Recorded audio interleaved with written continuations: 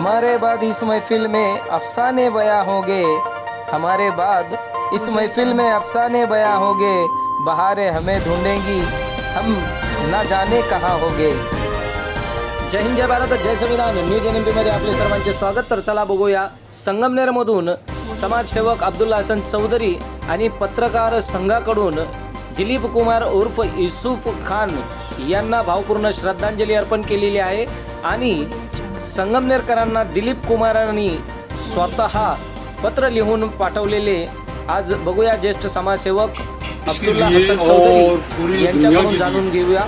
ये बहुत ही अफसोसनाक और खेदजनक खबर है कि इंडियन फिल्म इंडस्ट्री के किंग और भारतीय चित्रपट सृष्टि के शहंशाह, ट्रेजेडी किंग, शहंशाह जज्बात ऑनरेबल यूसुफ खान साहब उर्फ दिलीप कुमार साहब इंतकाल फरमा गए। उनका देहांत हुआ है आज।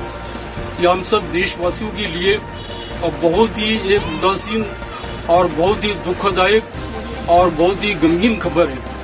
अब दिलीप कुमार जैसा सिने अभिनेता और फिल्म स्टार इसके बाद नहीं होगा।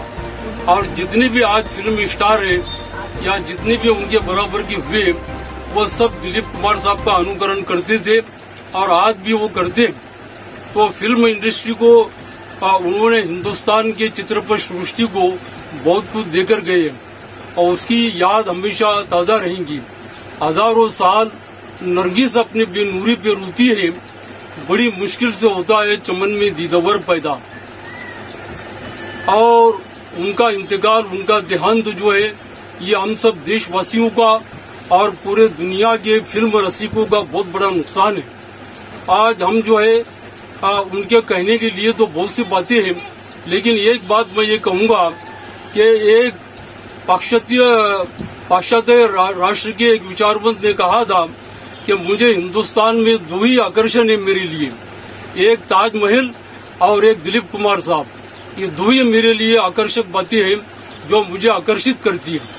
तो इतना बड़ा दिलीप कुमार साहब का स्थान था और देखा जाए तो उनको भारत रत्न मिलना चाहिए था, लेकिन भारत रत्न अगर उनको मिलता तो भारत रत्न इस पुरस्कार की इज्जत और भी बढ़ गई होती, ये पुरस्कार का सम्मान बढ़ गया होता। खैर वो कोई बात नहीं है। दिलीप कुमार पूरे दुनिया के अंदर, पूरे देश के अंदर बहुत ही लोकप्रिय और अत्यंत सब लोगों के दिलों के अंदर बसी हुई है। आज उनके जाने से आज हमको जो गम हुआ है, उसके लिए हम सब अल्लाह की बारगाह में, ईश्वर के पास, गॉड के पास प्रार्थना करते हैं, दुआ करते हैं कि अल्लाह ताला ईश्वर उनको स्वर्ग में, जन्नत में आला मुकाम अता करे और उनके तमाम परिवार को अल्लाह ताला ईश्वर उनको सब्र अता करे, सबूरी अता करे उनको। एक बात मुझे याद आती है कि लता मंगेशकर जो कि हमारे देश की बहुत बड़ी गायिका है, वो जब शुरू में उन्होंने गीत गाना शुरू किए तो उनके गीतों के अंदर मधुरता नहीं थी, उनके गीतों में मिठास नहीं थी। वो उसकी वजह ये थी कि उनको उर्दू भाषा नहीं आती थी लता मंगेशकर को। तो दिलीप कुमार साहब ने उस बात को ताड़ लिए और उन्होंने ये कहा कि लता जी आप उर्दू सीखिए, आप उर्दू भाषा पर कमांड हासिल कीजिए, उर्दू भाषा के ऊपर आप प्रभुत्व हासिल कीजिए। तो उन्होंने, दिलीप कुमार साहब ने एक ट्यूटर, एक उर्दू शिक्षक, एक उर्दू टीचर मुकर्रर करे उन्होंने लता मंगेशकर को उर्दू भाषा सिखाई।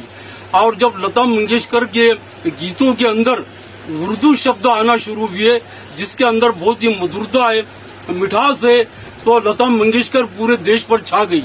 तो ये उर्दू का कमाल था और सबसे बड़ा कमाल दिलीप कुमार साहब का था। तो दिलीप कुमार साहब के ऐसे बहुत से वाकयात है और सबसे बड़ी बात ये है कि हमारे हिंदुस्तान के मुगल सम्राट शहंशाह अकबर के ऊपर जो फिल्म बनी मुगल आजम, उन्होंने शहंशाह अकबर के सम्राट के पुत्र के तौर पर जहांगीर साहिब आलम का रोल जो मुगल आजम में किया है और ऐसी फिल्म दुनिया को देकर गए कि अब उस फिल्म का कोई जवाब नहीं है। तो अब हीरो बहुत होंगे और काम करने वाले बहुत होंगे, लेकिन दिलीप कुमार साहब की याद जो है हमेशा ताजा रहेंगी। लिहाजा आज हम उनको खास तौर से खिराज अकीदत पेश करते हैं, श्रद्धांजलि अर्पण करते हैं।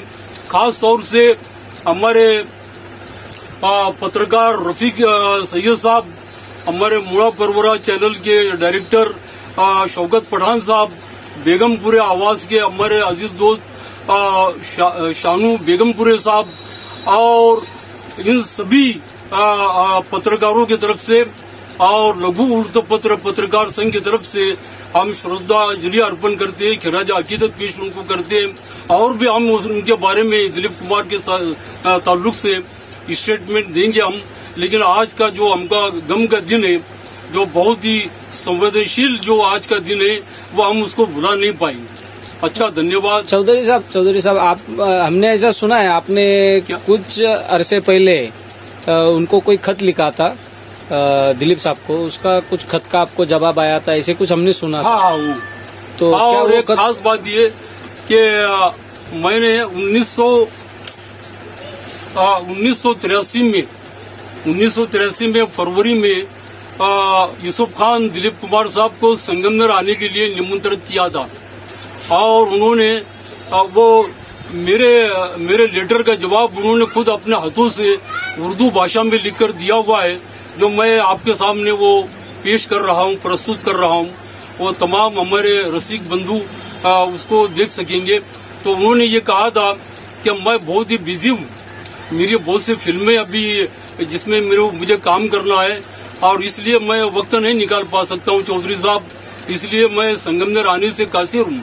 ऐसा जवाब उन्होंने खास तौर से दिया है। ये हमारे लिए, सबके लिए इंतहाई गौरव की और अभिमान निस्बत बात है ये कि उन्होंने हमारे लेटर का जवाब दी। तो ऐसे दिलीप कुमार साहब के जो बड़ों तो बड़े लेकिन छोटों के अंदर छोटे भी बन जाते थे और छोटों को भी वो सराहते थे। तो आज हम उनके लिए बस दुआएं करते रहेंगे, यही मैं कहना चाहूंगा। अब वो लेटर दिखाइए।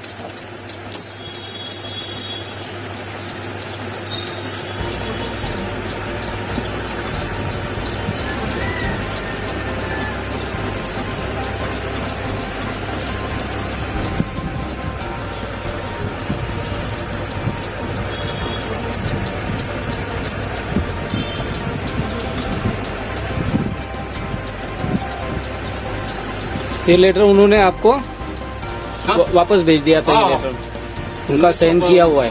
12/3/83 को जवाब दिया उन्होंने अपना। अच्छा।